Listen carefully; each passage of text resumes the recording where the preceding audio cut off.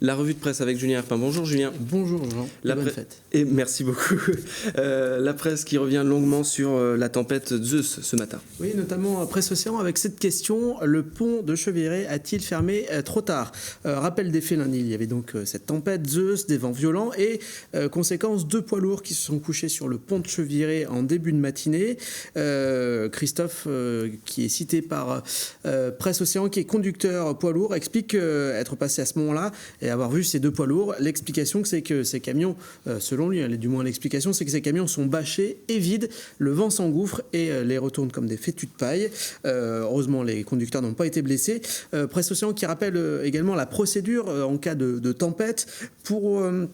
dès qu'il y a des vents supérieurs à 110 km/h, le pont est interdit aux poids lourds. Au-delà de 130 km/h, il est complètement fermé.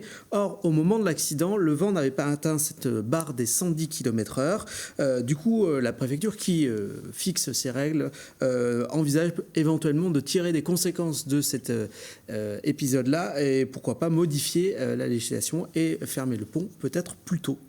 Ce mercredi, 20 minutes nous parle de Sergio Conceição. Oui, le coach des Canaries, on en a parlé sur Télé Nantes, qui est depuis quelques jours sur Twitter. Conceição sévit sur Twitter. Alors pourquoi le coach nantais s'est inscrit sur le réseau social depuis le 27 février? Eh bien, il y a plusieurs explications et l'une d'entre elles, c'est de pouvoir gérer sa communication personnelle, son image, c'est très important. D'ailleurs, son premier tweet était pour dire qu'il restait à Nantes alors que des rumeurs de départ le concernaient.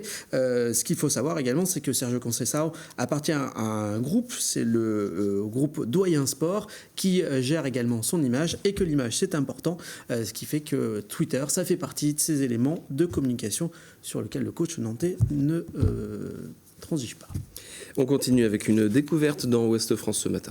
Et oui, Ouest France qui nous emmène du côté du quartier Zola, dans une petite rue, la rue Appert, avec ce bar improbable, le Lorrain. Et au Lorrain, il y a de la boule nantaise, de la galette saucisse et de l'accordéon. Ce sera ce soir.